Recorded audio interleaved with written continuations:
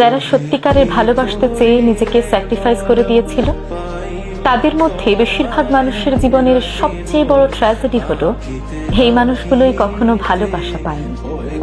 নিজেকে নিঃশেষে বিলিয়ে দিয়েও দিন শেষে এদের ভালো থাকা হয়।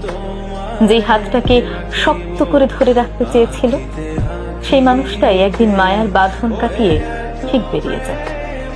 এই পৃথিবীতে এমন কত মানুষ আছে যারা ভালোবাসার মানুষটিকে একটা ঘর ভেবেছিল, একটা আশ্রয় ভেবেছিল, ভেবেছিল এই মানুষটার কাছে দুদণ্ড শান্তি মিলবে।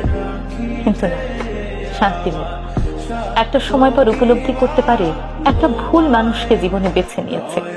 অশান্তির কুয়োতে থাকতে থাকতে জীবন দুর্বিষহ হয়ে ওঠে। ভালোবাসার মানুষগুলো কেমন হয় জানেন? এরা একটি মানুষকে নিবিড় করে কাছে পাওয়ার পর তাকে মূল্য দেওয়া বন্ধ করে দেয়, গুরুত্ব দেওয়া বন্ধ করে দেয়।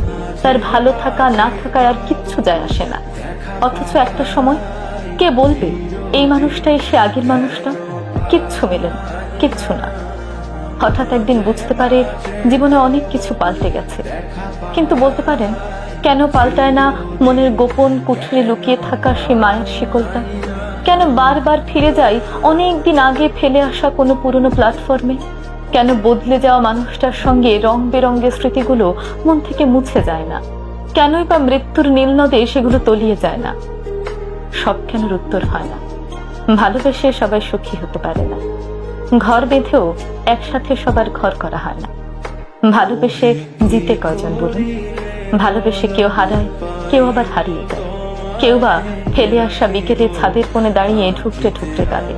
কেউ হয়তো ওই মৃত নগরে আবারও ভুলে জড়াবে ভালোবাসার ভাগে। ভালোবেসে তো সবাই মরেছে, ভালোবেসে বেঁচেছে কয়জন বলুন তো?